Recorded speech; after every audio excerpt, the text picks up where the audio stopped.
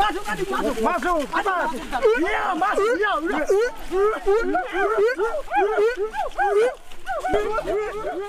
Kayu besi rawa sepanjang 17 meter ini disiapkan untuk membuat salib. Melihat panjangnya, timbul pertanyaan, siapakah yang akan disalib? Siapapun itu, pasti sesuatu yang lebih besar dari mereka. Tapi Frankie Woro, Casimilus Awe, dan warga suku Auyu di Papua Selatan ini tak akan melukai siapapun. Mereka memakai salib ini sebagai tanda perlawanan.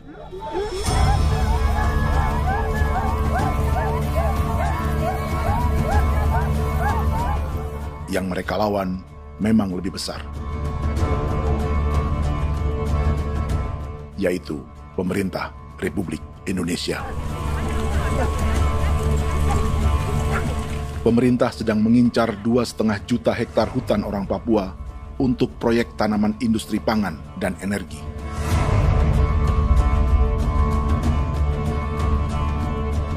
Ratusan kilometer dari salib orang-orang Auyu itu, orang Muyu sedang menyiapkan gerakannya sendiri. Tapi kali ini dalam bentuk sebuah pesta. Pesta yang disiapkan oleh marga Kimco Jinibju selama 10 tahun.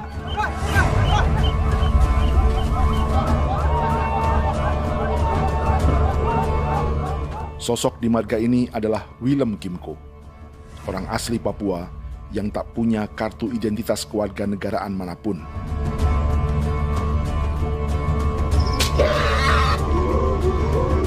Pesta adat ini sudah cukup langka.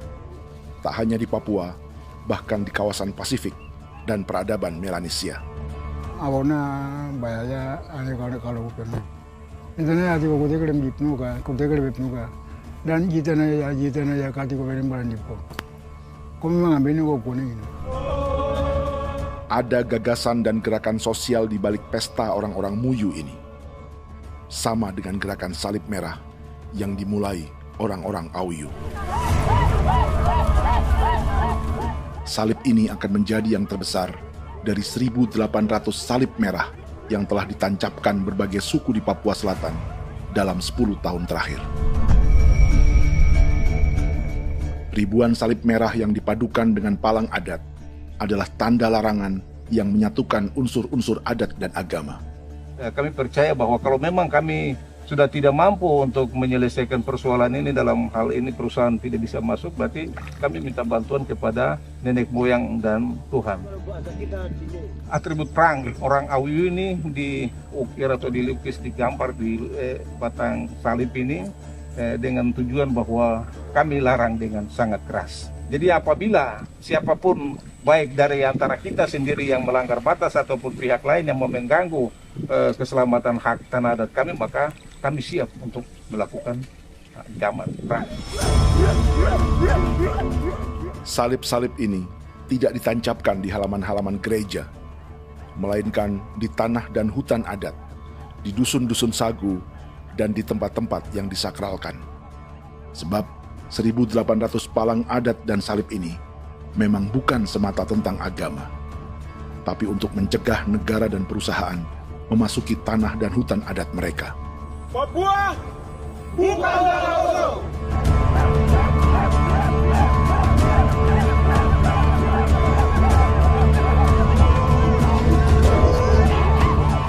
Di zaman TikTok ini, kami ingin menceritakan semua ini lewat film yang pendek.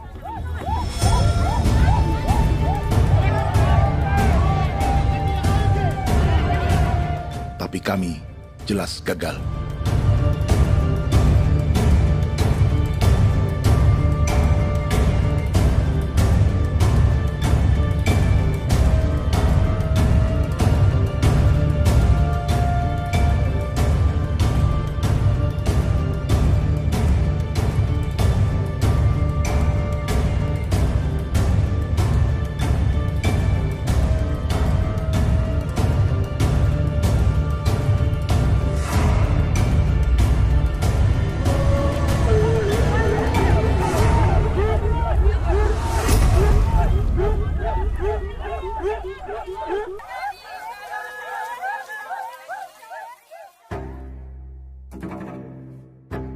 Di planet ini, ada 5 pemilik hutan hujan tropis terluas yang tersisa. Kongo di Afrika, Brazil, Peru, Bolivia, dan Indonesia.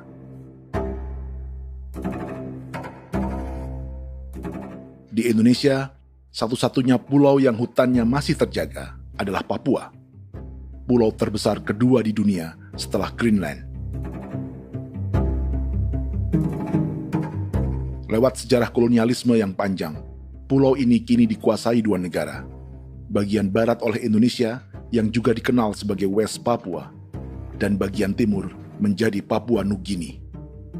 Dan tepat di perbatasan ini, di bagian Indonesia, sedang terjadi proyek pemusnahan hutan terbesar di dunia.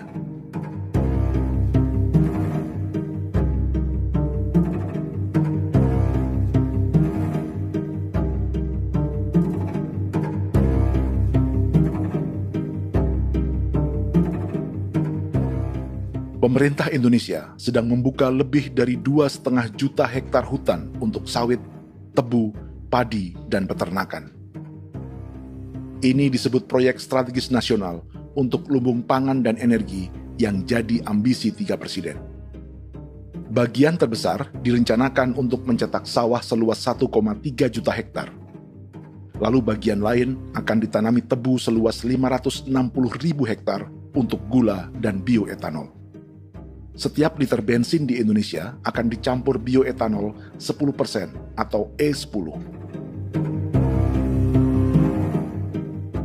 Ada 10 perusahaan di proyek ini, dan semuanya dimiliki oleh 1 keluarga saja. Berikutnya, ada areal sawit seluas 400.000 hektar untuk biodiesel.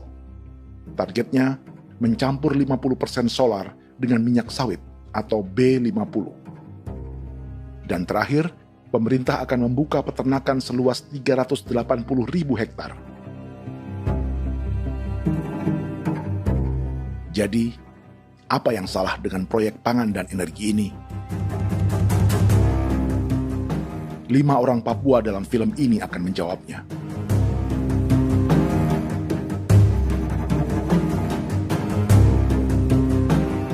Yang pertama adalah Yasinta Moiwen dari suku Marin.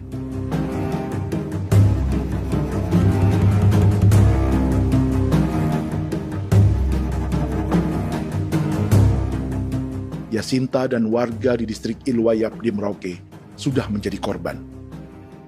Hutan dan rawa sebagai sumber pangan dan ekonominya telah dihancurkan.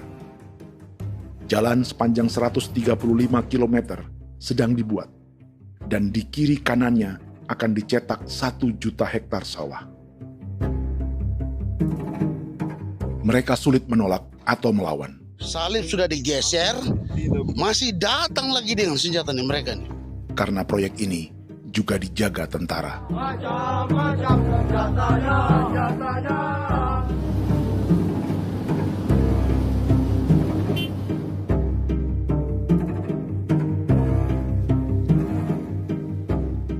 Yang kedua adalah Natalis Buer di distrik Tanah Miring, Merauke. Petani milenial ini merasa ditelantarkan. Sebab setelah hutannya diubah menjadi sawah, sebagian sawah-sawah ini tak tergarap. Orang asli Papua seperti Natalis tak punya modal untuk benih, pupuk, perawatan, hingga ongkos panen.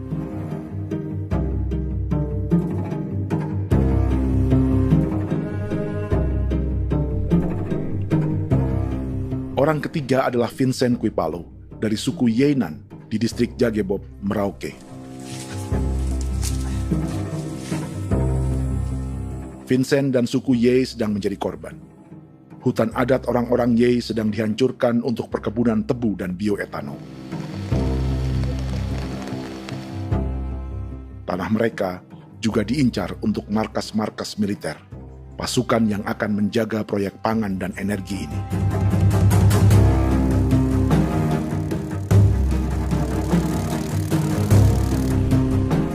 Yang keempat adalah Frankie Woro dari suku Auyu di distrik Fofi, Kabupaten Bovendigul. Hutan dan tanah mereka terancam perluasan perkebunan sawit untuk campuran biodiesel atau B50. Orang-orang dari suku Auyu ini adalah calon korban. Merekalah salah satu pelopor gerakan Palang Adat dan Salib Merah. Meski kadang berseberangan dengan gereja yang mereka anggap lebih mendukung pemerintah dan perusahaan. Mereka bahkan sedang merencanakan gerakan yang lebih besar, dengan salib yang lebih besar. Tanah milik Somu Sobisiba itu bahwa tanah ini diciptakan oleh Tuhan dan memberikan warisan kepada kami. Kami ini hanya hak jaga.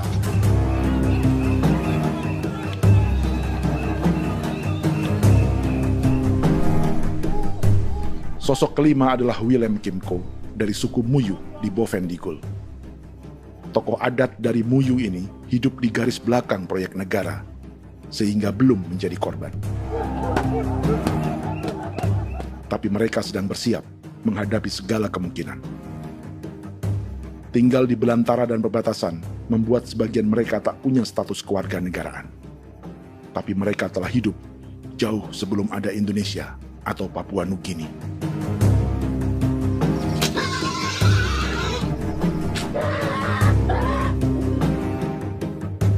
Kelimanya mewakili jutaan orang asli Papua yang sedang terancam eksistensinya. Jika kita merasa kepunahan peradaban Neanderthal di Eropa, Aztec dan Inca di Amerika, atau aborigin di Australia adalah sejarah masa lalu, film ini menceritakan bagaimana pemusnahan sebuah bangsa dan kepunahan sebuah peradaban sedang terjadi di masa hidup kita. Kepunahan bukan karena kerusakan lingkungan dan ruang hidup semata, juga karena dihantam 60 tahun operasi militer.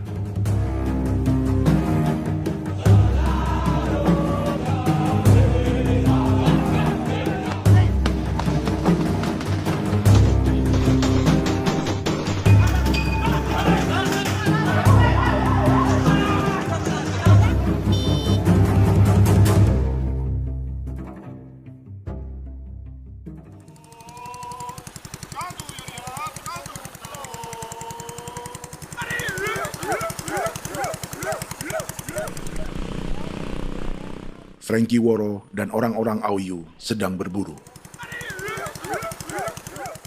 Tapi lokasi perburuan mereka mulai dikuasai perusahaan perkebunan sawit.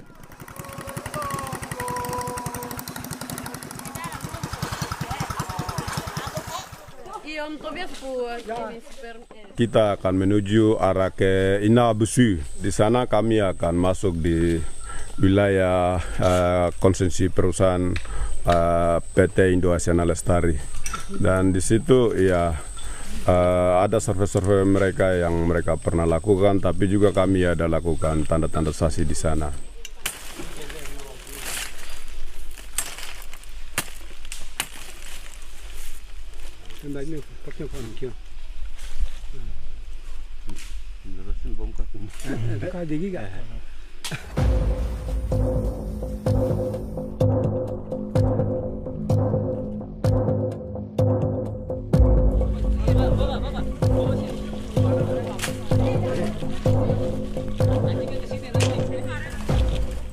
Dapat dengan yang induknya, tapi karena induknya dia lari dan terlambat kerja, akhirnya yang bisa kita dapat dia punya anak ini saja.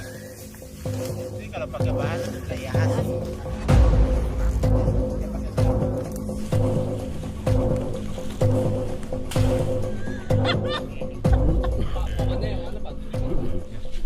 Pohon ini pohon bitanggur, dia punya kayu ini kita biasa gunakan untuk kerja perahu, dan juga kulit depu getanya itu kita pakai untuk kerja ini, panah-panah ini lem, jadikan lem ini, panah-panah.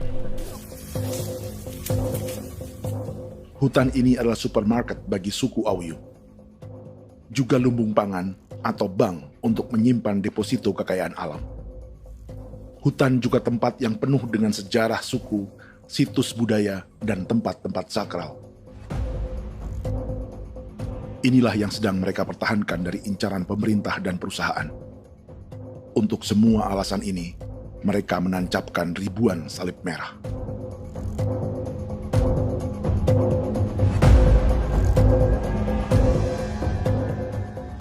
Tapi dari kampung, warga suku Auyu memberi kabar pada Frankie tentang intimidasi oleh aparat negara agar mereka melepas tanah ke perusahaan sawit dan berhenti memasang palang adat dan salib merah. Ada beberapa titik yang saya sudah siap, tetapi di sini emergensi dari saya, terutama di Kampung Sokangon, PT Damai Timber. Dia mengganggu saya dengan menggunakan kekerasan maupun pihak hukum. Dan kemarin saya ada pernyataan penolakan secara resmi, tapi masih tetap dengan menggunakan pihak hukum untuk masuk, untuk harus dituntut saya untuk harus diterima perusahaan itu. Kita di situ ada 15 marga, tetapi 15 marga juga tidak setuju. Marga-marga siapa yang terima dan marga-marga mana saja yang menolak. Nanti kita lihat dari pertimbangan itu, dan di situ dan kita undang mereka untuk bicara dengan kami. Sebagai sosok yang aktif dalam gerakan, warga Auyu terus memberi informasi lapangan kepada Frankie yang tak selalu berada di kampungnya. Izin pernyataan yang mereka paksa saya untuk tanda tangan itu, tapi sementara saya tidak tanda tangan. Data semua ada di tangan saya. Ya.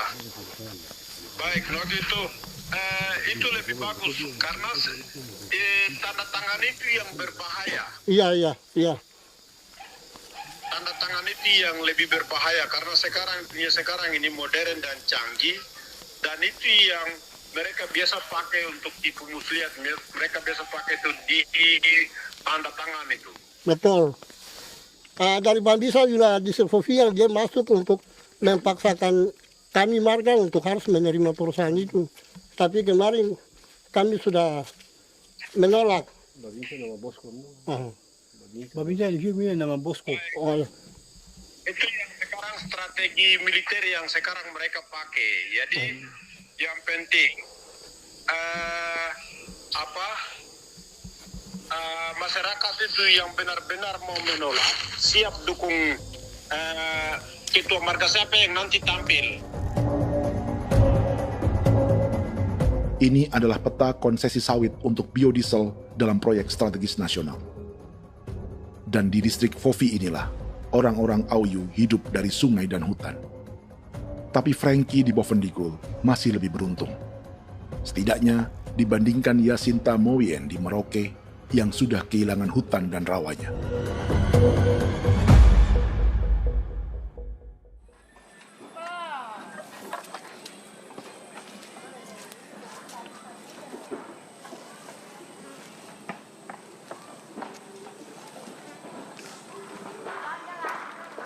Yasinta dari suku Marin adalah petani sayur di Kampung Wanam, distrik Ilwayap, Merauke. Memanfaatkan lahan yang ada, ia berkebun dan menjual hasilnya ke pasar kampung. Ini ekonomi warga di Wanam untuk menghasilkan uang, lalu memberi barang kebutuhan yang tak bisa mereka produksi sendiri. Tapi kehidupan sebenarnya ditopang oleh ekosistem hutan dan rawa. Inilah sumber pangan utama dan peradaban mereka.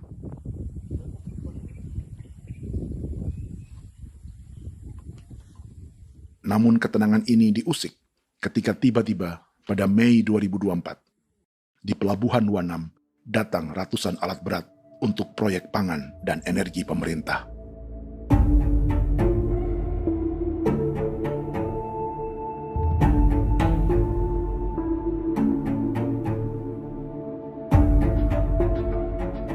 Kami masyarakat setempat kami tidak tahu.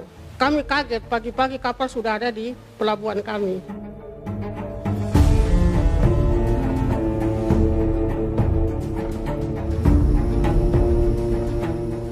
Yasinta Moiwen atau Enrika Gebze dan warga lainnya tak pernah diajak bicara atau dimintai pendapat.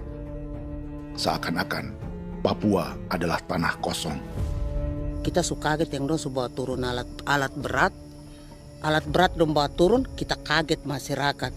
Dorang subongkar itu kayu-kayu.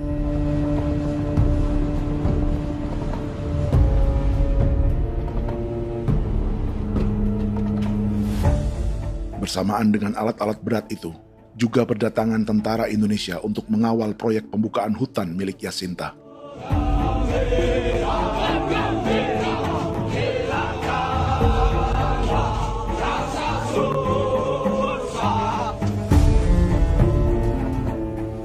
Ribu alat berat didatangkan dari Cina ke Papua oleh perusahaan bernama John Lin Group sebagai kontraktor pemerintah. Ini disebut sebagai pesanan eskavator terbesar di dunia dengan nilai 4 triliun rupiah. Misinya membuka hutan dan rawa milik orang Marin, salah satunya untuk membangun jalan sepanjang 135 km. Sementara di kiri kanannya akan dicetak sawah yang ditargetkan seluas 1,3 juta hektar. Jalan berupa garis lurus ini bukan rute tradisional ekonomi masyarakat. Jalan ini akan menghubungkan kawasan perkebunan sawit dan tebu di sebelah timur, juga untuk mobilisasi pasukan militer. John Lin Group adalah perusahaan yang dimiliki Andi Samsudin Arsyad atau yang dikenal dengan Haji Isam. Sebagian orang mengenalnya sebagai pengusaha yang hobi balapan mobil.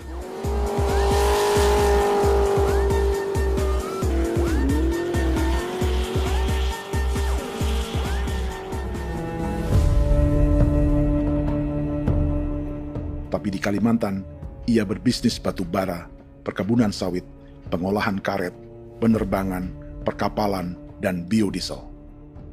John Lin Group kini juga menjadi pemilik perkebunan tebu dan pabrik gula terbesar di Indonesia. Sayapnya melebar dari Kalimantan hingga ke Bombana, Sulawesi Tenggara. Perkebunan tebu, pabrik gula, dan industri bioetanol inilah yang juga sedang dikembangkan di Papua. Foto ini adalah momen ketika Isam bersama kerabatnya, Menteri Pertanian Amran Sulaiman dan Menteri Pertahanan Syafri Samsudin meluncurkan program biodiesel atau B50 di Kalimantan Selatan. B50 artinya setiap 1 liter solar, 50%-nya akan dicampur minyak sawit. Perusahaannya, PT John Lin Agroraya, menjadi salah satu pemainnya.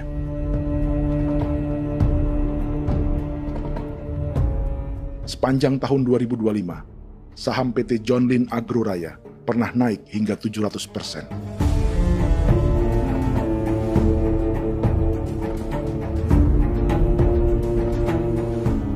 Perusahaan sawitnya yang lain, PT Pradiksi Gunatama, sahamnya bahkan pernah naik 4.000% hanya dalam 1 tahun. Dari harga saham ini saja, nilai kekayaan keluarga Isam diperkirakan mencapai 100 triliun rupiah lebih, menjadikannya salah satu keluarga terkaya di Indonesia dan salah satu pemain penting industri bioenergi. Dan di Papua Selatan inilah sebagian sawit-sawit untuk mendukung program B50 akan ditanam. Inilah tanah orang-orang Wambon, Muyu, Marin, Yei, atau Auyu seperti Frankie Ward.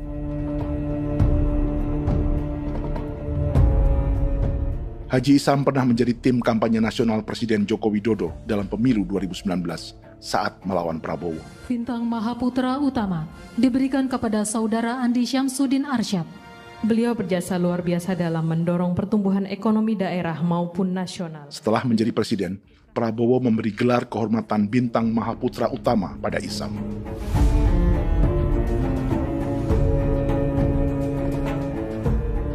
Sejumlah menteri Prabowo, juga kerabat dan orang-orang yang pernah bekerja di perusahaan Isam.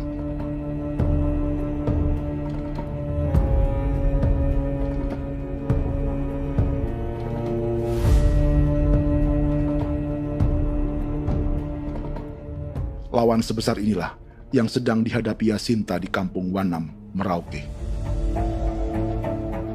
Atau petani perempuan lain seperti Enrika Gebse.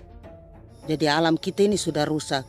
Jadi kita itu biasa jalan dari sini tuh harus pasang jerat di situ, harus cari makan di situ lagi. Itu tempat-tempat itu pasang-pasang jerat, tempat babi, rusa, sekarang sudah tidak ada lagi.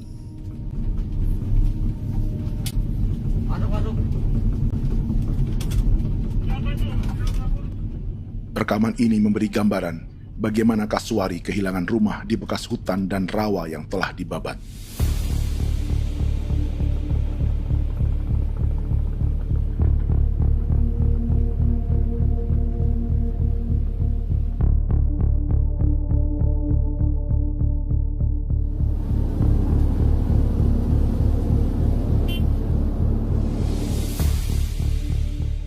Keterlibatan tentara dalam proyek pangan dan energi di Papua memakai dalih bahwa ancaman terhadap negara kini tak hanya perang secara militer, tapi juga melalui pangan dan energi. Kementerian Pertahanan pun terlibat karena proyek ini dianggap operasi militer selain perang.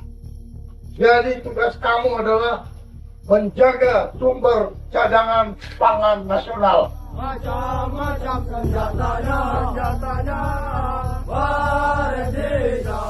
Proyek ini menambah panjang alasan mempertahankan kehadiran tentara di Papua dalam 60 tahun terakhir.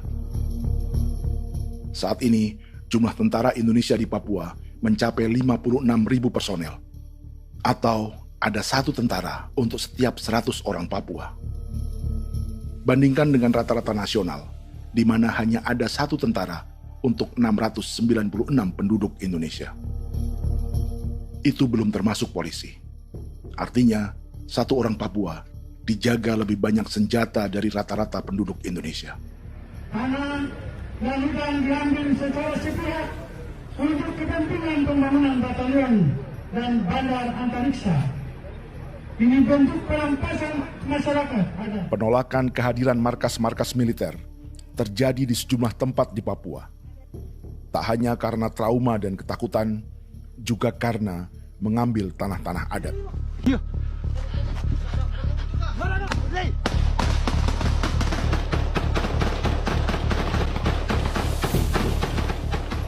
Salah satu alasan mengapa militer terus ditambah di Papua, karena masih ada perlawanan dari Organisasi Papua Merdeka atau OPM selama 50 tahun terakhir. Ayo.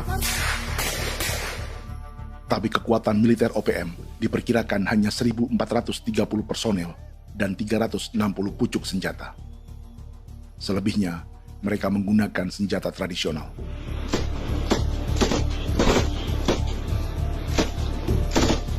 Dengan demikian, kekuatan tentara dan polisi di Papua 58 kali lebih besar dari gerilyawan Organisasi Papua Merdeka.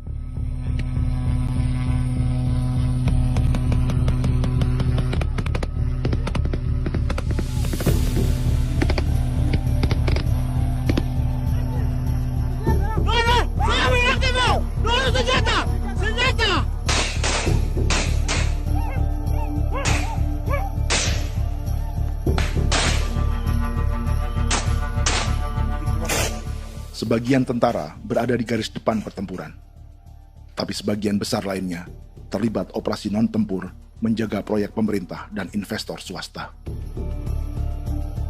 Seperti Batalion Infanteri Teritorial Pembangunan di distrik Jagebob, Merauke ini. Lokasinya bersebelahan dengan konsesi lahan tebu untuk gula dan bioetanol milik PT Murni Nusantara Mandiri. Baik perusahaan maupun markas militer, keduanya mengambil hutan milik suku Ye dari marga Kuipalo. Tapi orang datang tanam ini saja di sini, tanam papan nama ini. Victor Kuipalo menunjukkan apa yang terjadi. Jadi kita juga kaget ini.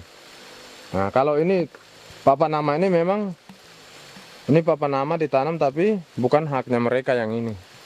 Ini hak kami di sini, hak dusun kami, marga Kuipalo yang punya hak dusun ini. Setelah memasang patok, alat berat mulai bekerja untuk membangun markas militer di tanah orang Ye.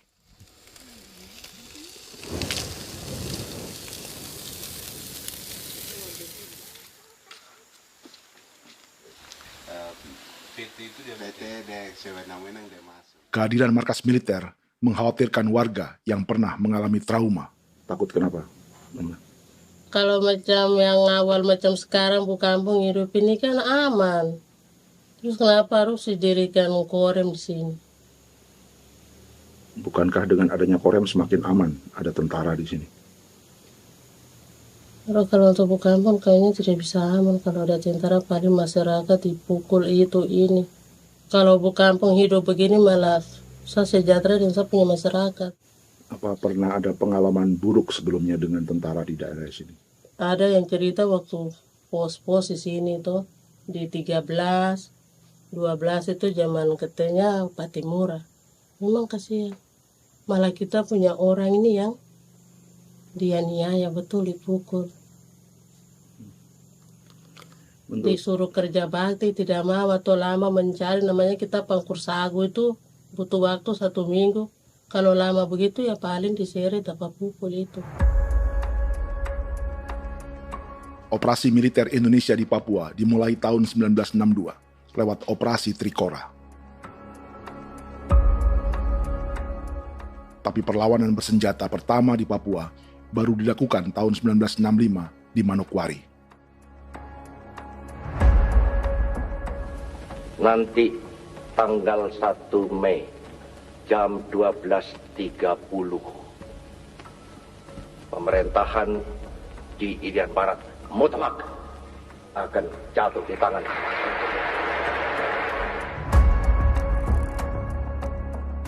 Sejak itu, selama 60 tahun, operasi militer untuk menaklukkan Papua terus dilakukan.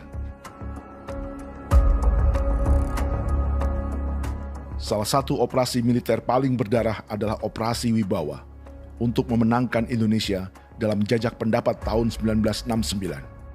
643 orang tewas di Paniai. Lalu disusul 4.146 korban tewas antara tahun 1977 hingga 1978.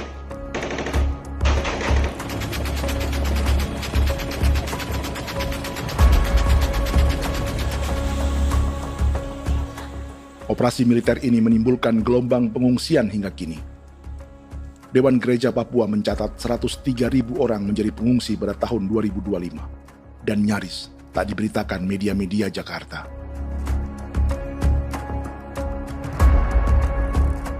Jumlah pengungsi terbesar tercatat di Nduga yang mencapai 20.000 jiwa. Banyak di antaranya yang sedang hamil, seperti Jubiana, salah satu pengungsi Nduga. O tagarik mesikagi be muguru kumpul selare di namen wane gosel bigare me egirik munene an nimbo mesle bok selare ne wam dak yak lek prak de oi gore bangal no so ndak lo yo nandam yanet ndang no yat de nanen di ko nerwa membri wal marwa egirik munene wa tri mbel no semana o ngal siya kaya berkumpit nyak masalah orena me wo suluk ri namen wani ko semane kuman nak wani wani ndemo ko ndak misri namen bre ko lo ko nak no semane ne be minute waru ra kana bi ni dige war de mino pragit de laina bulan Maret April yana mana kantan barak na lire na bam ne yo. Jubiana lalu menamai anaknya pengungsi Kogoya. Selain Jubiana, juga ada Emma dari Maibrat yang melahirkan di hutan. Sampai di kampung gini, katanya bilang ada tentara yang bangun jembatan. Nah, capek itu juga pun masih tahan. Kembali lagi ke hutan lagi. Seperti itu sampai sejatuh di tengah jalan. Orang sampai terbanting di kayu semuanya. Berasa sakit begitu. Melengkapnya tuh Domika Serli, pengungsi Wako. Masyarakat sipil dari kampung Aitrem sementara mengungsi karena kampungnya sementara dikuasai oleh TNI Polri. Seratusan ribu pengungsi di Papua saat ini jauh melampaui jumlah yang mengungsi ke Papua Nugini tahun 1984, yaitu 10.000 orang karena menghindari operasi militer.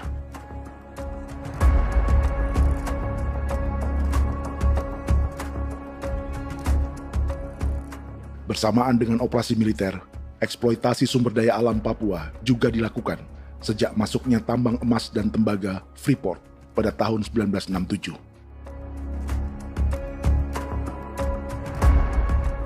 Disusul perkebunan sawit awal tahun 1980-an. Lalu ada perburuan buaya untuk diambil kulitnya. Sebelumnya, ada eksploitasi gas alam di Teluk Bintuni, pencarian besar-besaran kayu gaharu, atau pembukaan hutan tanaman industri. Ini belum termasuk perburuan dan perdagangan ikan arwana di selatan Papua, penebangan kayu merbau dari hutan-hutan Jayapura, emas di Blok Wabu Intan Jaya, bahkan nikel di pulau-pulau kecil Raja Ampat. Dan kini, dalam skala yang belum pernah terjadi dalam sejarah, Papua dipaksa mencetak sawah, tebu untuk bioetanol, dan sawit untuk biodiesel.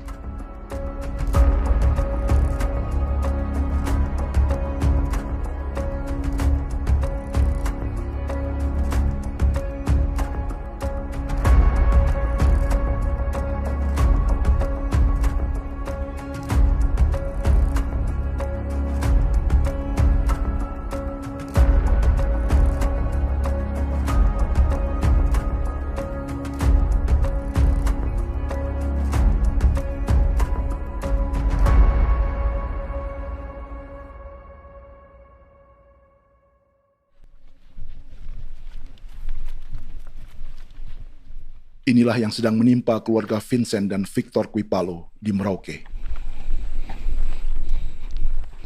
Hutan mereka diambil untuk markas militer dan industri perkebunan, PT Murni Nusantara Mandiri.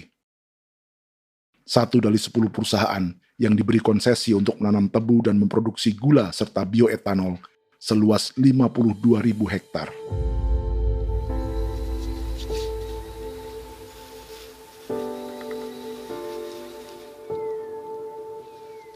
Perusahaan ini dianggap mengambil hutan dan tanah orang-orang Ye, terutama marga Kuipalo, yang memiliki hak adat terhadap 2.300 hektar hutan.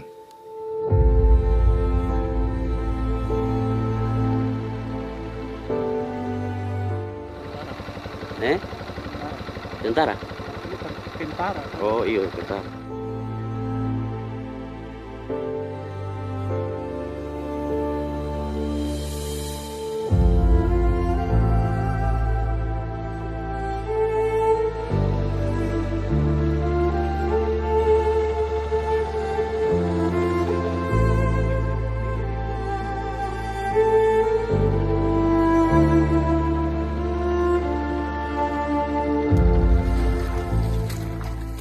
Keluarga Kuipalo sedang melihat apakah perusahaan semakin mengancam tanah mereka.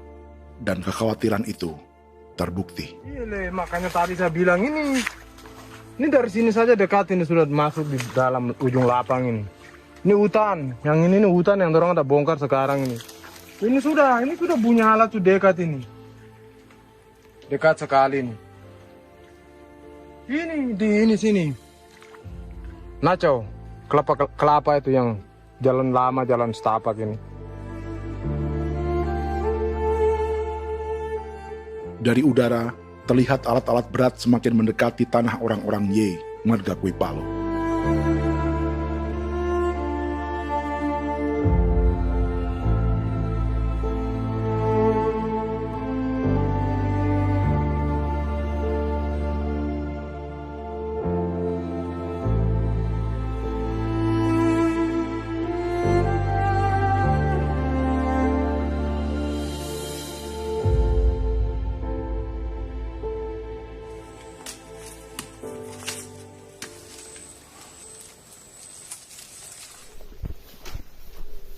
Keesokan harinya, Victor dan kerabatnya memberi tanda cat merah di pohon-pohon yang berada di batas tanah mereka.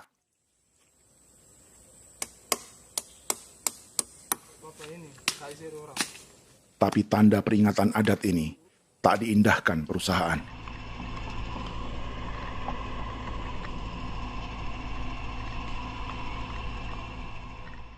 Dua bulan kemudian, perusahaan tetap memasuki tanah marga Kuipalo. Sama. Kami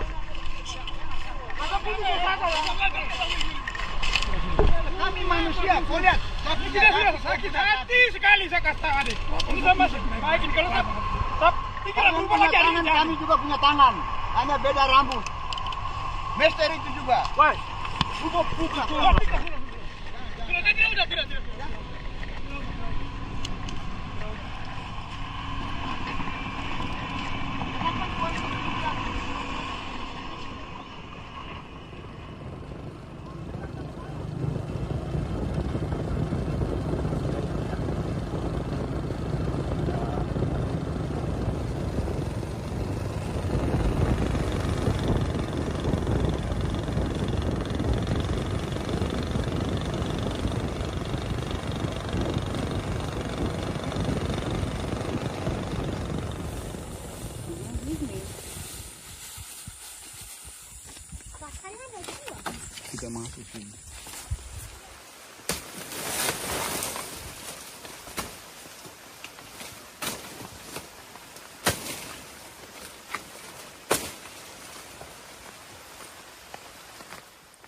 Jadi ya untuk itu seperti saya katakan tadi, apakah lebih baik kita tidak usah ada kah atau bagaimana, kita pisahkan,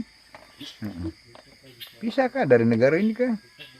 Jangankan tuh, saya kemarin bicara sama Daniel, datang sama saya dengan persoalan Kodam ini. Saya bilang, Pak Daniel, kalau lebih baik saya ngungsi ke Papua Nugini. Dia bilang, aduh Bapak jangan begitu. Ya memang, kalau tidak bisa menghargai kami, lebih baik pilihan yang itu yang saya memilih. Lebih baik saya pindah dari sini. Saya mengungsi ke Papua Nugini, di negara tetangga. Masih di laut. Apa?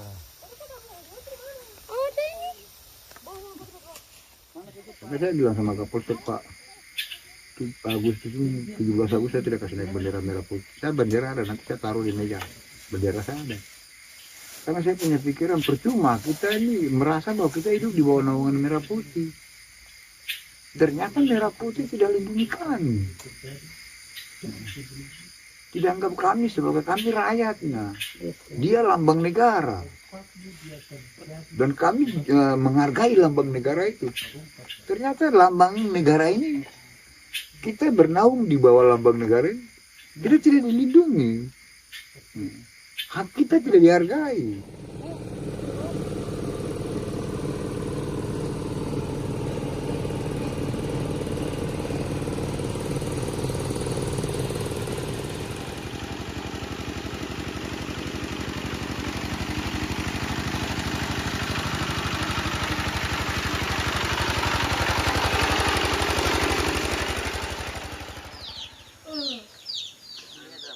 Marga Kuipalo dari suku Ye terus mendapat teror dan intimidasi agar melepas tanah mereka yang hanya dihargai Rp300.000 per hektar. Tapi mereka tidak berjualan tanah. Makanya mama itu tidak suka untuk lepas tanah. Untuk apa? Baru di dalam hutan itu ada obat-obat tradisi. Itu sudah Kalau macam ada sayur juga, kita ambil sayur yang dia tumbuh sendiri. Jadi kita ini mau kemana, kalau itu sudah digusur, ya habis. Kita ini jadi penonton. Jangan sampai kita ini duduk minta di jalan. Jadi kita tidak mau seperti itu. Makanya tanah itu kita tidak melepas. Tapi mungkin orang lain tuh dia senang saja. Lebih baik saya pegang uang merah dulu. Saya bisa beli-beli itu ini. Nanti datang uang sudah habis, gembel, mau cari kemana lagi, hutan sudah habis, mau makan ikan di mana, kali sudah hancur. Seperti Yasinta di Wanam, suara dan gerakan kaum perempuan Papua sangat nyaring dan tak bisa diabaikan. Saya sebagai perempuan tolak untuk perusahaan masuk di sini. Karena kalau saya terima anak-anak saya mau dikemanakan, mau tinggal di mana. Apapun yang terjadi saya tetap tolak. Demi tanah ini saya akan berjuang, demi saya punya anak-anak. Yang katanya mengutamakan anak Papua, nyatanya yang kerja kebanyakan ya orang-orang Jawa. Dan sendiri orang Jawa, tapi bukan mau bicara yang tidak-tidak. Memang kenyataannya seperti orang-orang Papua itu diterbelakangkan, kurang diutamakan, gitu.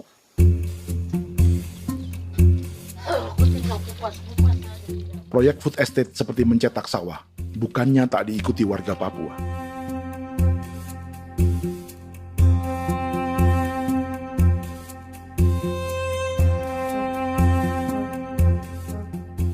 Salah satunya Natalis Buer di distrik Tanah Miring, Merauke.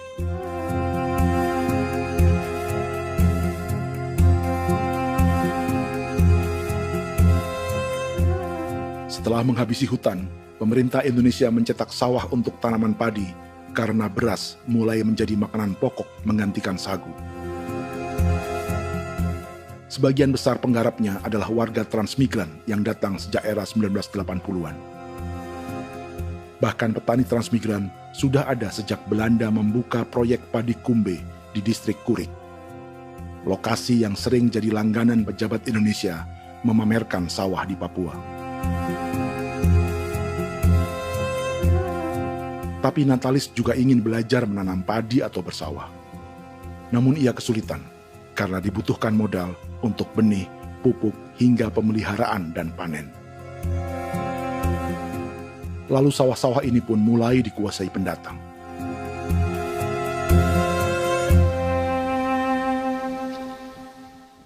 Tapi sejauh ini di kampung kami ini yang saya lihat memang ada kelompok kami punya di sini yang sudah tergabung dalam Gapoktan, kemudian masuk dalam optimalisasi lahan. Tapi baru saya anak asli yang punya lahan di sini. Mereka tidak punya. Pemerintah dalam hal ini adalah Kementerian Pertanian bersama-sama Kementerian Pertahanan yang dalam hal ini pada garis di bawahnya adalah TNI Angkatan Darat, memberikan support yang maksimal kepada masyarakat khususnya di Merauke dalam rangka. Saya kemarin habis 9 juta. 9 juta ya? Iya, 9 juta karena dia sudah tidak dipakai toh. Ya. Perempuan Papua seperti Filomina juga mau bertani. Pemerintah memberi bantuan Rp900.000 per hektar lewat program optimalisasi lahan atau OPLAH.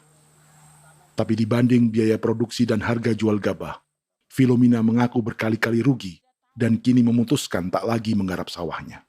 Terus kita harus cari uang untuk kombe. Betul. Karung kita beli. Karung beri sendiri lagi. Tenda kita beli. Ini dari yang offline ini don tidak siapkan. Tidak ada.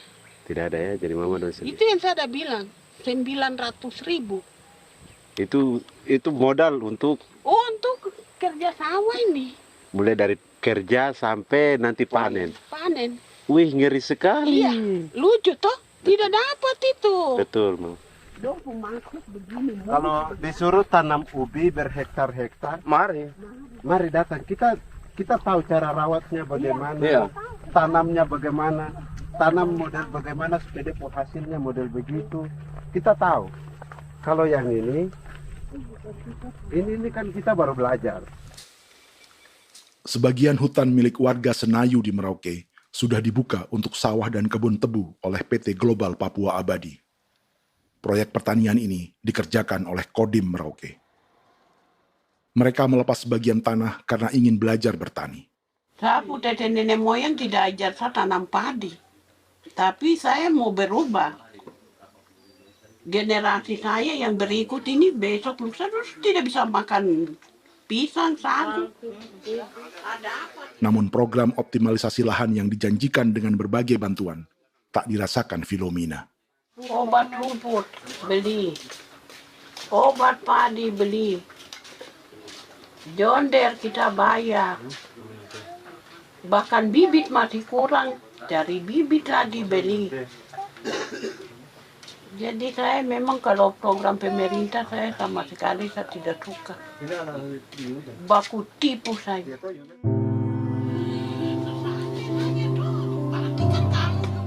Mereka merasa ditinggalkan sendiri, jatuh bangun belajar bertani padi.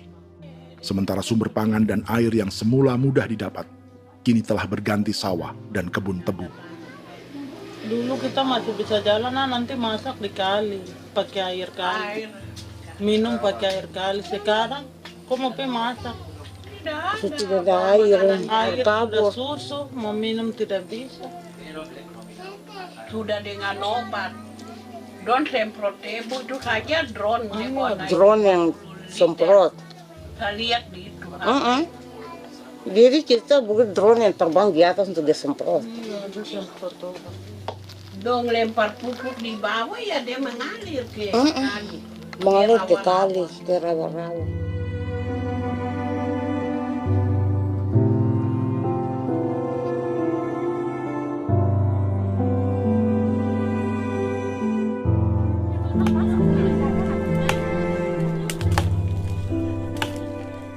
Seperti pertanian sawah bagi orang Bali atau Toraja, Bagi orang Auyu dan suku-suku lainnya di Papua Selatan, sagu juga bukan semata tentang pangan.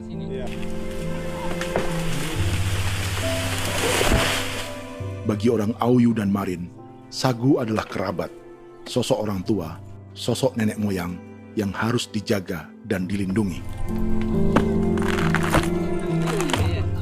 Lagi bikin apa mama ini mama? Pakai toko itu sagu.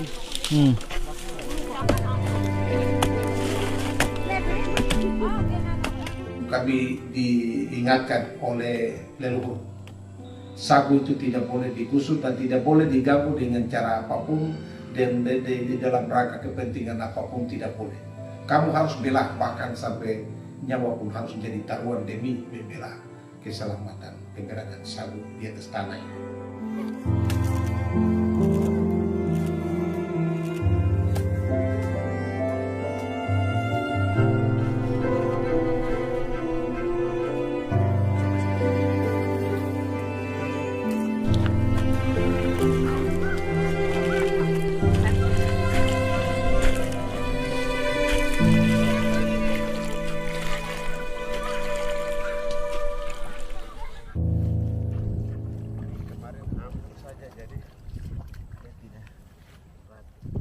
Menurut Natalis, pemerintah di Jakarta mendefinisikan lumbung pangan semata urusan beras dan mencetak sawah.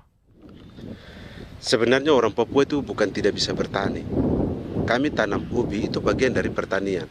Nah, pertanian yang dimaksud oleh pemerintah itu harusnya selalu, itu kalau bisa pemerintah harus spesifikkan. Pertanian apa yang dimaksud? Pertanian tanam padi atau pertanian tanam ubi, petasan dan lain-lain. Ini yang harus dispesifikkan dulu. Begitu, sehingga tidak menjustifikasi kami orang asli Marin bahwa kami tidak bisa bertani. Bukan.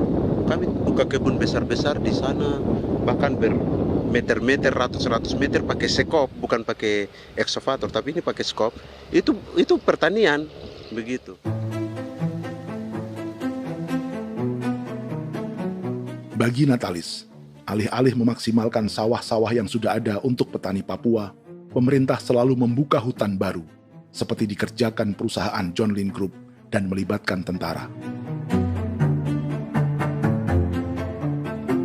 Padahal, sejarah keterlibatan militer dalam proyek food estate atau cetak sawah adalah sejarah kegagalan yang bertubi-tubi 4 presiden selama 30 tahun terakhir.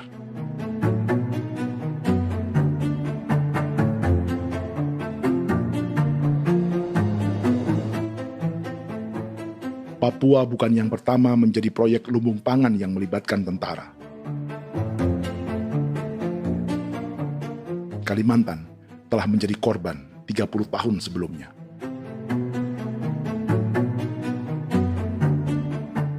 Ini adalah bekas hutan yang sudah dibuka di Pulang Pisau, Kalimantan Tengah.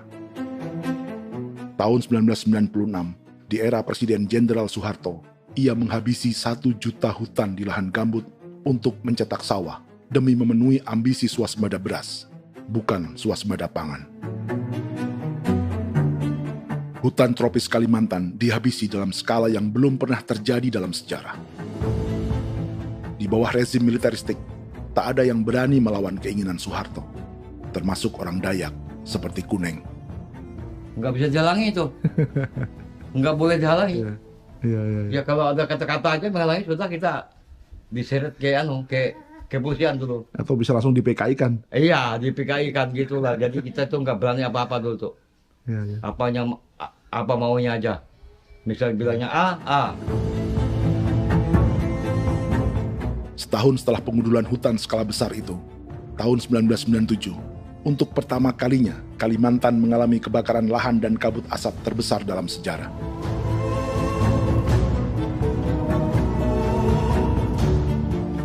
Sebagai ilustrasi, ini kondisi kabut asap tahun 2015.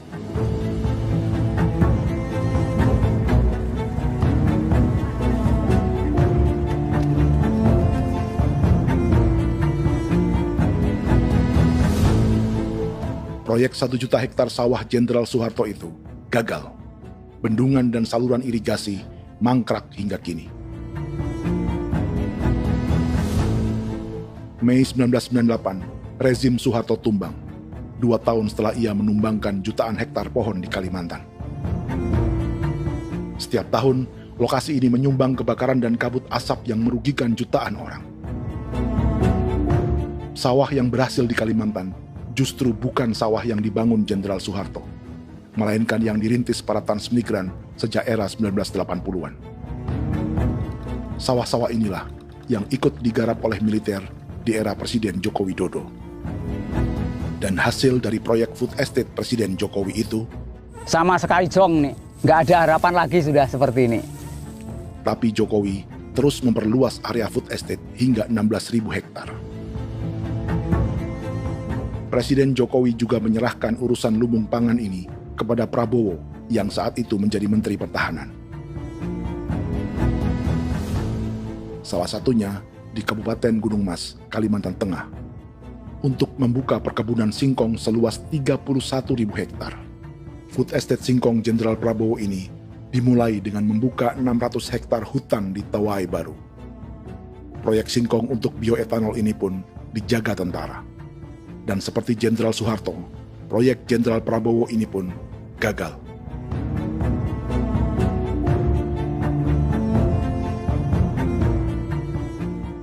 Dengan reputasi ini, Joko Widodo dan Prabowo justru sedang membuka 2,5 juta hektar di Papua.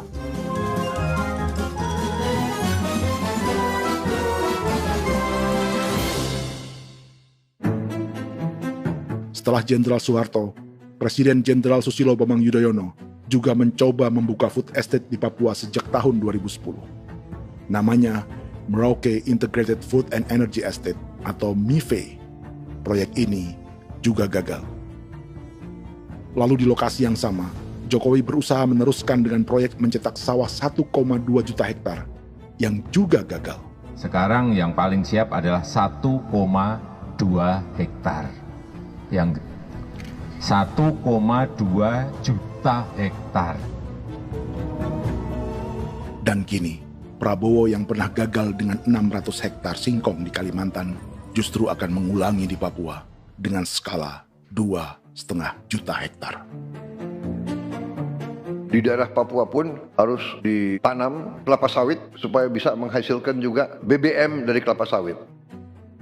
Dalam setiap proyek pangan dan energi di Papua, yang lebih menonjol bukan tanaman pangannya, melainkan untuk energi atau bahan bakarnya. Sawit untuk biodiesel dan tebu untuk industri bioetanol.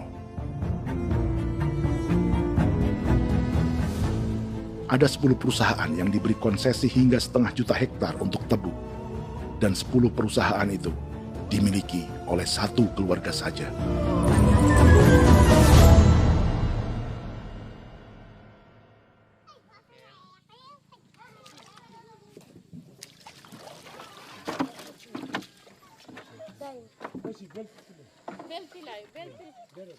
Para perempuan Auyu di Bovendigul akan berangkat memancing. Priska Beni membantu menyiapkan perahu.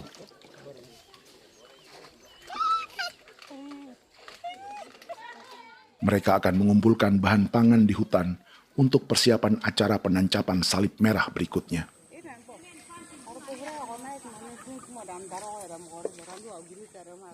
Priska sudah mengambil posisi memancing.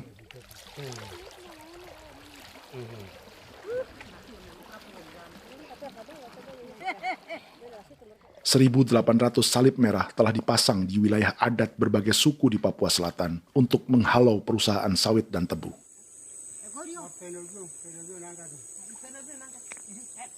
Maria Tebung yang paling muda datang membawa hasil.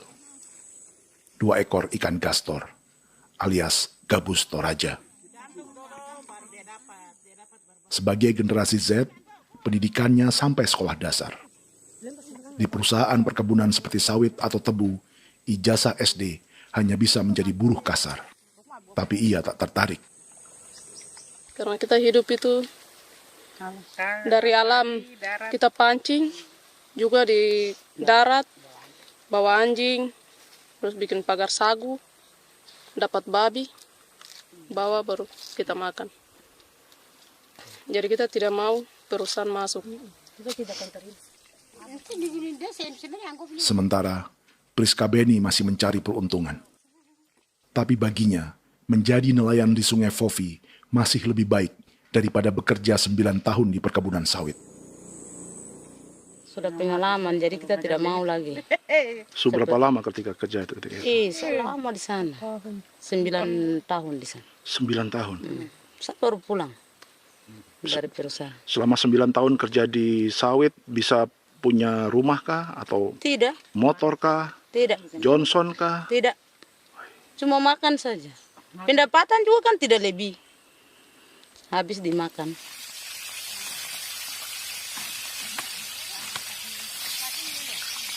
Satu minggu libur berapa hari? Tidak libur. Minggu tetap kerja? Tetap kerja. Tidak bisa ke gereja?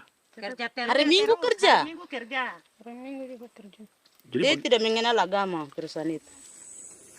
Di grup perusahaan sawit Korindo, Priska digaji 2 juta rupiah per bulan dan tinggal di mes karyawan. Tapi gaji itu dipotong bahan makanan atau BAMA rata-rata 1 juta rupiah setiap bulan. Korindo adalah grup perusahaan yang salah satu usahanya adalah hutan tanaman industri dan sawit di Bovendigul dan Merauke. Di Papua, mereka memakai bendera PT Tunas Sarwa Ema. Perusahaan ini pernah memberi bantuan pada Keuskupan Agung Merauke. Keuskupan Merauke belakangan mengeluarkan pernyataan mendukung proyek strategis nasional di Papua. Umat Katolik yang memprotes sikap gereja tersebut ditangkap polisi. Jadi selama 9 tahun tidak bisa nabung? Tidak. Makan saja. Makan saja. Makan saja. Menabung bagaimana? Keperluan banyak. Tidak sampai. Habis di anak-anak uang sekolah. Uang 1 juta itu mana sampai. Mau nabung juga tidak cukup. Sudah pengalaman, jadi kalau di sini perusahaan mau masuk tidak. Tidak.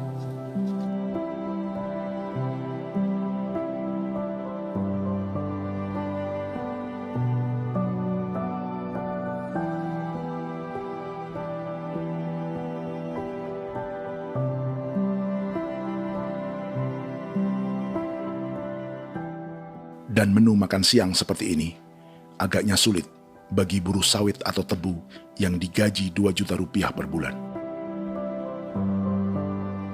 Generasi Z seperti Maria Tebung atau generasi milenial seperti Priska Beni punya matematika ekonominya sendiri. Sawit untuk biodiesel atau tebu untuk bioetanol tak akan ada bedanya bagi mereka.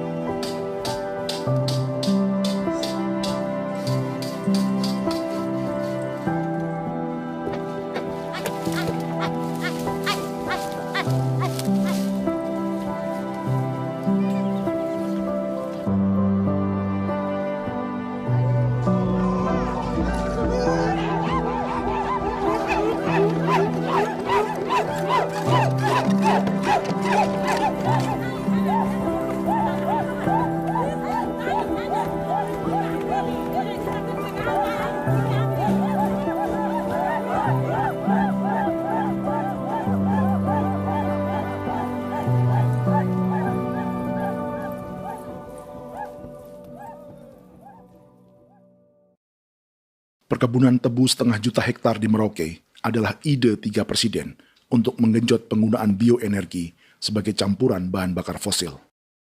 Selain swasembada pangan, swasembada energi di daerah Papua pun harus ditanam kelapa sawit supaya bisa menghasilkan juga BBM dari kelapa sawit.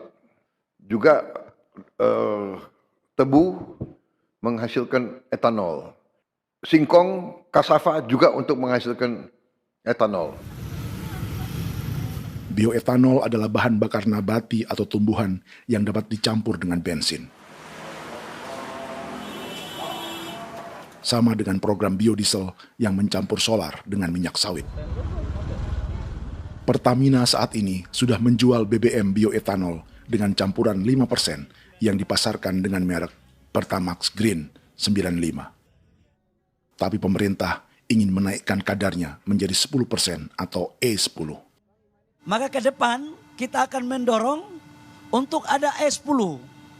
Kemarin malam sudah kami rapat dengan Bapak Presiden. Bapak Presiden sudah menyetujui untuk direncanakan mandatori 10% etanol. Idenya untuk mengurangi ketergantungan pada bahan bakar fosil yang diimpor dan menimbulkan polusi.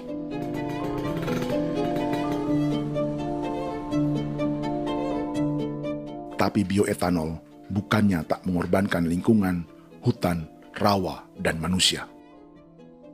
Karena program E10 membutuhkan 7,3 miliar liter bioetanol, maka lahan yang dibuka untuk menanam tebu bisa mencapai 1,3 juta hektar.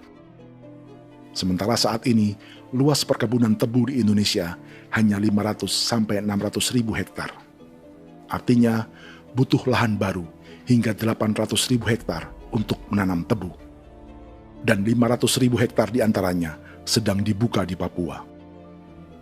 Hutan yang tadinya untuk menumbuhkan pangan berubah jadi tanaman untuk bahan bakar di jalanan.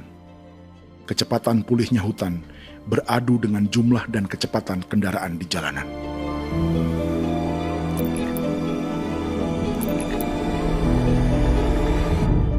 Dahaga terhadap energi tak pernah bisa dipuaskan. Setelah minyak sawit untuk biodiesel, dunia kini merambah singkong, jagung, dan tebu untuk bioetanol. Benua Amerika, Eropa, sebagian Afrika, hingga separuh Asia kini mulai memakai bioetanol sebagai campuran bahan bakar.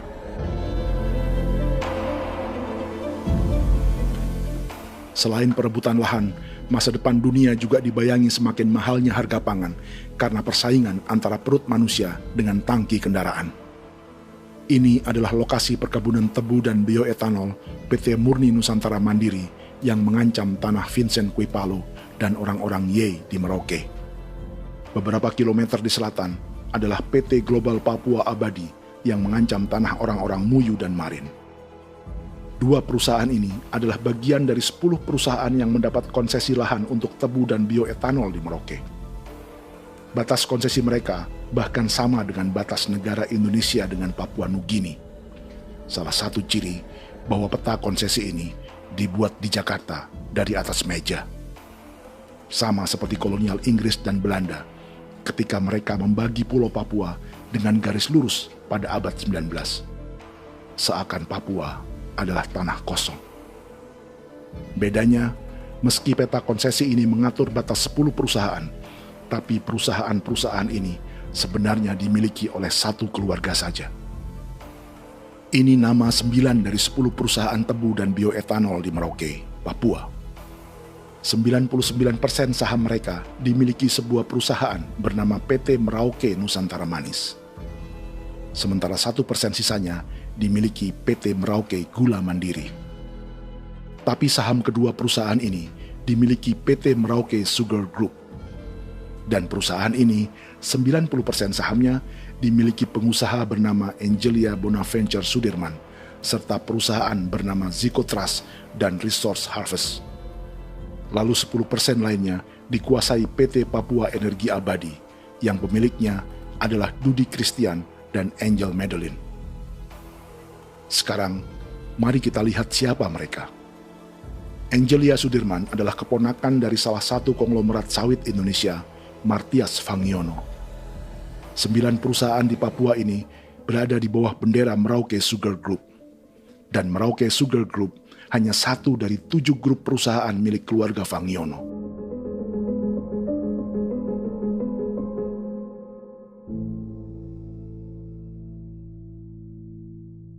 Ini Martias Fangiono.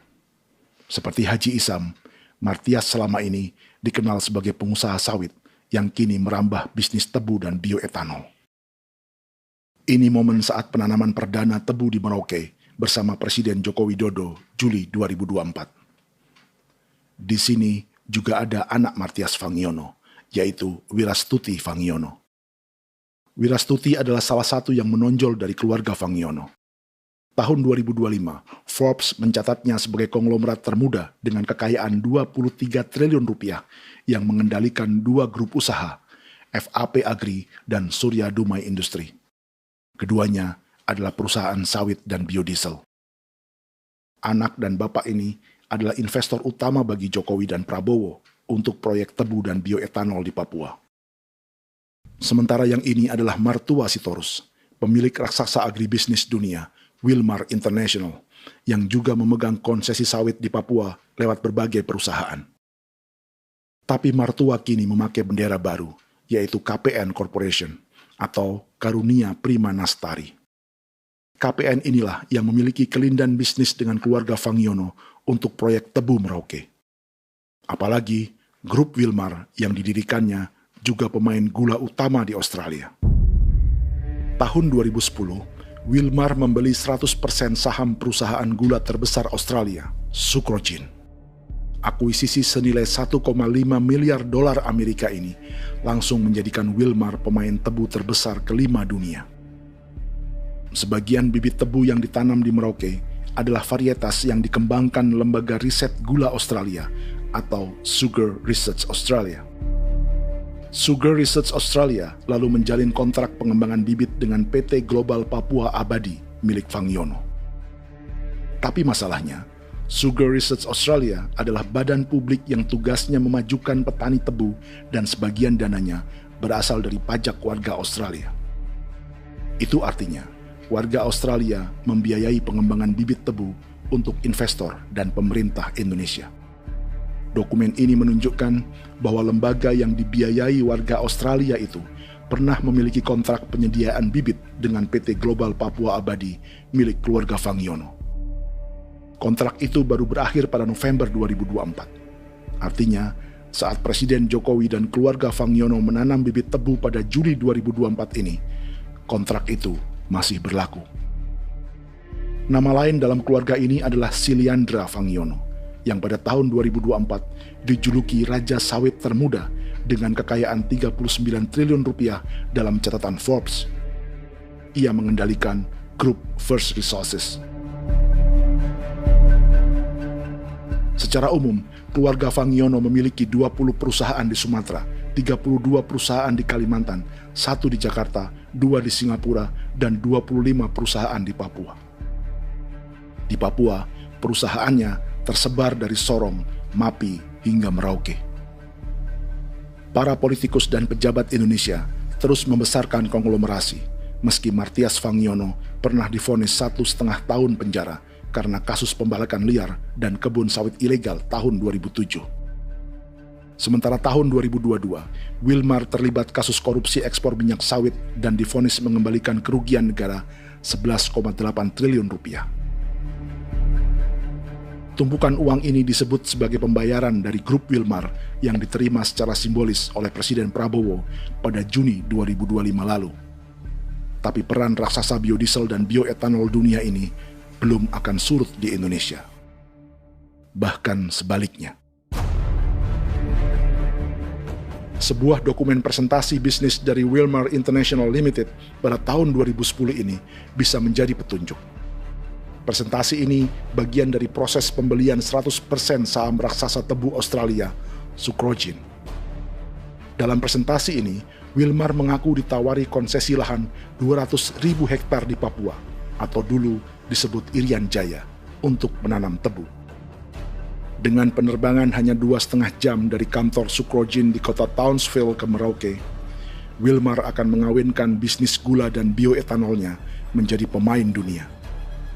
Dan lokasi yang diincar oleh Wilmar adalah distrik Ilwayap di Merauke, kampung halaman Yasinta Moiwen. Dan persis disinilah, 14 tahun kemudian, ribuan eskavator John Lynn Group milik Haji Isam mulai membuka hutan sebagai kontraktor pemerintah. Presentasi dan gagasan ini dibuat oleh Wilmar pada Juli tahun 2010. Sebulan kemudian, Agustus 2010, pemerintah Presiden Susilo Bambang Yudhoyono meluncurkan proyek Lumbung Pangan dan Energi Merauke atau Merauke Integrated Food and Energy Estate. Targetnya membuka lahan 1 juta hektar dalam 5 klaster yang masing-masing 200.000 hektar. angka yang sama dengan presentasi Wilmar. 5 tahun kemudian, 2015, giliran Presiden Joko Widodo yang mau melanjutkan proyek pangan dan energi 1,2 juta hektar. Menjelang pensiun sebagai presiden, Jokowi kembali menggencarkan proyek ini dan melibatkan Prabowo sebagai Menteri Pertahanan. Jokowi lalu mendukung Prabowo sebagai presiden berpasangan dengan anaknya, Gibran Rakabuming Raka sebagai wakil presiden. Kini, setelah menjadi presiden, giliran Prabowo yang melanjutkan proyek bioetanol dan biodiesel dengan memobilisasi militer dan melibatkan pejabat-pejabat yang juga para elit partai koalisinya.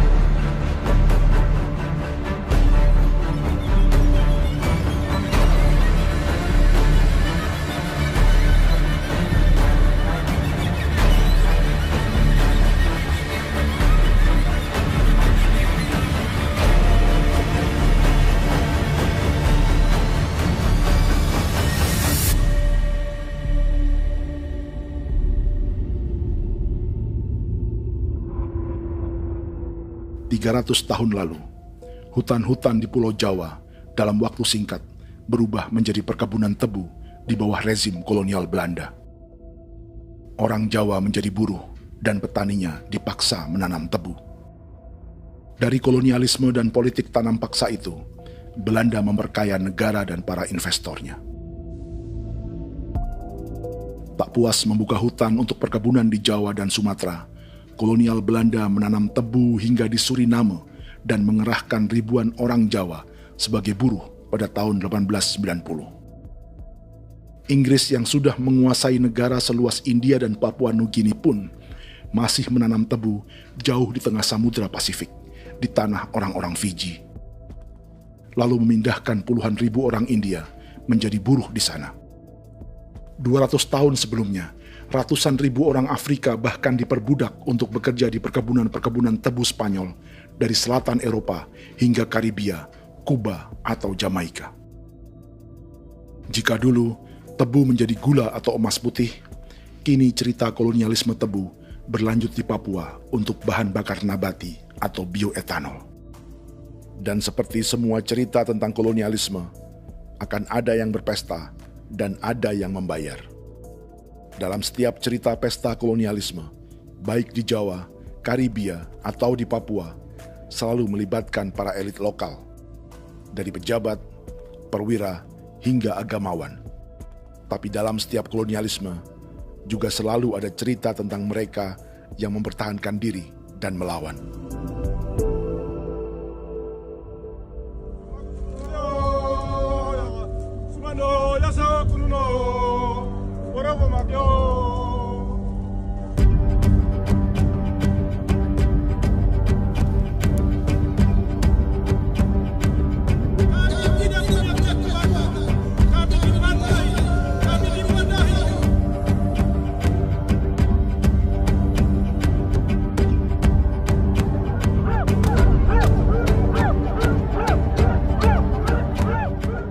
Sejarah Gereja Katolik banyak pemimpin-pemimpin yang adalah tanda petik itu adalah Judas juga. Jadi itu sudah pasti karena itu adalah manusia. Nah, satu sisi sebagai manusia dalam perjalanan digoda, apalagi ada dalam posisi-posisi jabatan ya mungkin banyak tawaran-tawaran lain, lalu disitulah terjadi pergeseran keberpihakannya kepada misi gereja tadi itu untuk umat, untuk mereka yang tertindas. Orang kirim eksavator, orang kirim tentara, orang kirim polisi. Pukul kami bukan pencuri, kami tidak pernah mencuri orang barang. Kami tidak pernah menangis ke orang lain. Kami tidak pernah menangis ke kita bapak mama, kami menangis kepadamu. Tuhan kami lemah. Mesti datang ada begitu. Dia kata begini hijau cikui ya. Orang datang ke bangsa kami, ke wilayah kami untuk kasih habis kami.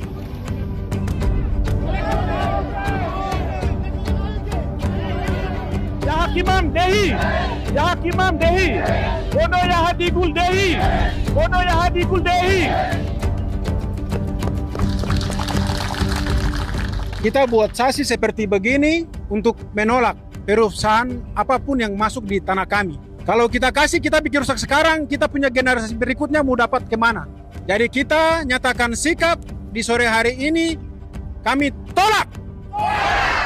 Apa yang dilakukan pemerintah untuk PSN adalah kejahatan. Pemerintah bagian dari kejahatan, aktor perusak dan pembunuh terhadap negara, terhadap alam, hutan, terhadap manusia. Jadi negara jadi aktor pembunuh. Jadi Pilatusnya siapa? Negara, pemerintah Jakarta ini. Tanah Wiu bukan kosong. Masyarakat adat kami jaga. Perusahaan tolak. Biar asal.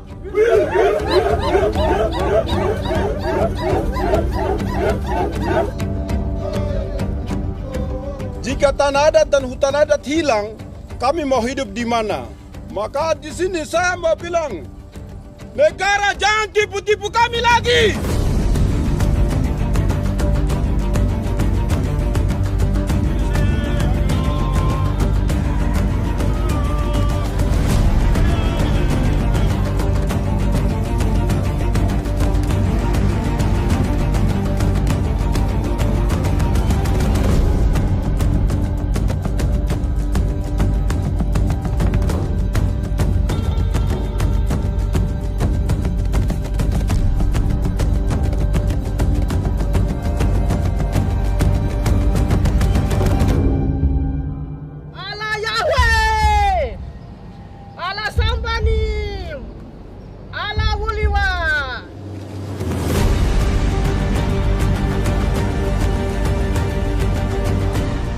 Kalau kami dianggap orang Papua itu bagian daripada Republik ini, tolong hargai kami. Dengan adanya PSN, PT John Lindrop yang sudah menerobos tanah kami dan hutan kami, merusak alam kami. Itu yang kami datang ke Jakarta jauh-jauh dari Papua. Kami mau bersuara kepada Bapak Presiden Prabowo Subianto, di mana keadilan untuk masyarakat Papua. Tolong lihat masyarakat Papua yang sudah mati. Kami bersepakat menyatakan, 1. Gereja-gereja di Indonesia mendukung masyarakat adat yang menolak proyek strategis nasional di tanah Papua. 2. Gereja-gereja di Indonesia menolak militerisme dan otoritarianisme di Indonesia.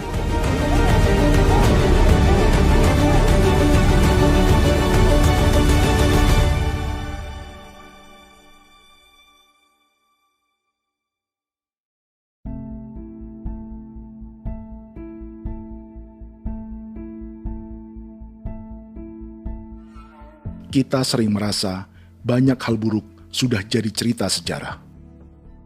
Dan kita sekarang hidup lebih baik, lebih beradab, atau mustahil melakukan kejahatan seperti di masa lalu. Kita tidak lagi menghukum mati orang dengan memenggal kepalanya. Kita menembaknya atau menyuntik racun agar tertidur dan mati. Tapi ada hal-hal yang tak berubah. Salah satu pembantaian yang kuat di ingatan kita adalah kejahatan Nazi atau genosida di Rwanda. Padahal pembantaian juga sedang terjadi di masa kita, seperti di Gaza, Palestina. Penghancuran sebuah peradaban seperti Indian di Amerika atau aborigin di Australia juga kita anggap masa lalu. Sekarang kita merasa lebih baik dan lebih toleran. Padahal proses penghancuran bahkan pemusnahan yang sama sedang terjadi terhadap bangsa Melanesia di Papua. Begitu juga dengan praktik kolonialisme. Kita merasa penjajahan seperti dilakukan Portugis, Inggris, atau Belanda sudah menjadi sejarah. Dan Indonesia tidak mungkin menjajah. Padahal itulah yang sedang terjadi dan dirasakan di Papua.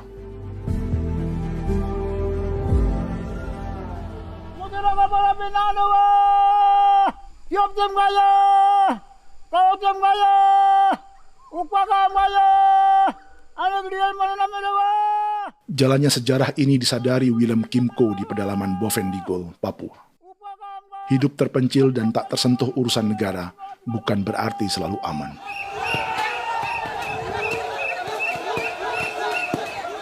Untuk sampai di tempat ini, orang-orang Muyu menempuh 2 hari berjalan kaki mengarungi hutan, lembah, dan sungai. Termasuk mereka yang datang dari perbatasan Papua Nugini. Mereka berkumpul untuk memenuhi undangan pesta adat yang disebut Awon Atatbon atau Pesta Babi. Yang mengundang adalah marga Kimco Jinipjo. Yang dituakan di marga ini adalah Willem Kimco. Ia tak punya kartu tanda penduduk dan kewarganegaraan manapun, baik Indonesia atau Papua Nugini.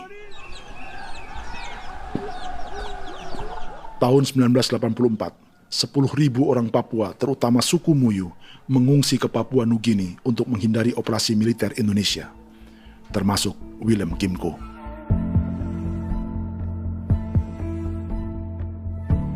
Apa yang membuat pesta adat ini istimewa?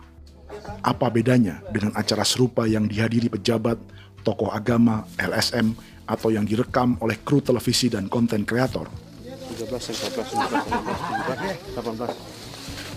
Pertama, untuk membuat pesta babi, orang Muyu perlu persiapan selama 10 tahun. Sebab, babi-babi yang akan jadi bagian dari pesta ini tak boleh dibeli, alias harus dipelihara sendiri. Babi-babi ini bukan bantuan pejabat pemerintah, gereja, atau LSM.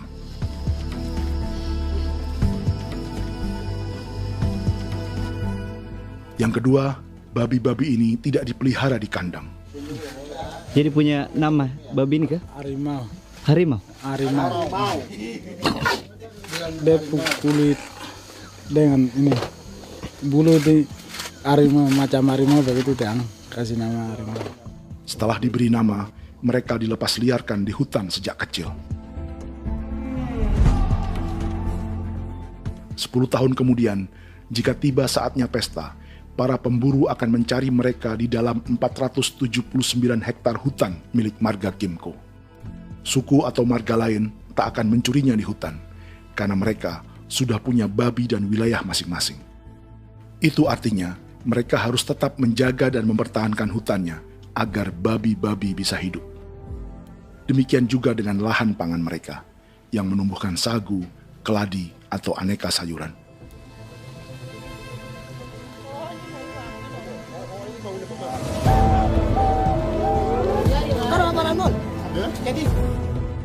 Yang ketiga, dalam Awon Atatbon atau pesta babi, binatang ini tidak dimakan secara gratis. Setiap marga atau klan dalam suku Muyu akan membayar jerih payah tuan rumah menjaga hutan dan memelihara babi.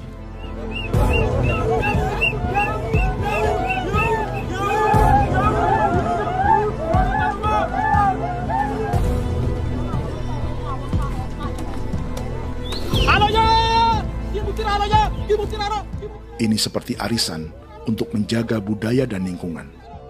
Bagian dari budaya dan ekonomi timbal balik yang ditandai dengan siklus memberi dan menerima.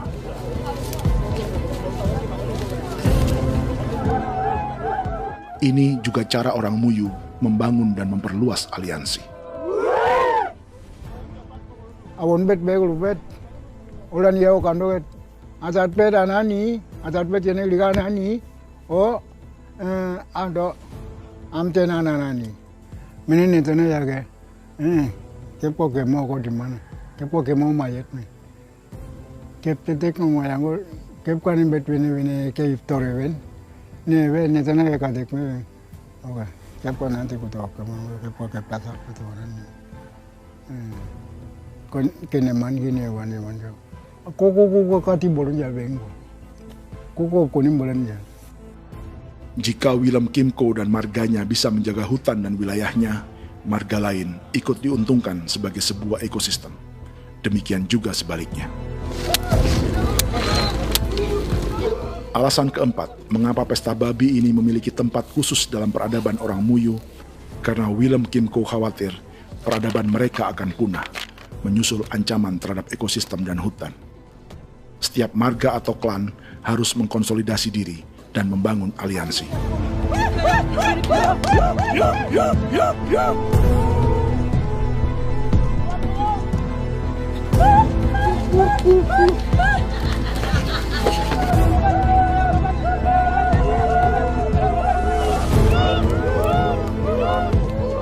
Kekhawatiran Willem dan orang-orang Muyu tak berlebihan. Ruang hidup mereka bersinggungan dengan proyek bioetanol dan biodiesel pemerintah Indonesia. Mereka juga tahu apa yang telah dan sedang menimpa suku lain seperti Auyu di Bovendikul atau Yainan dan Marin Anim di Merauke.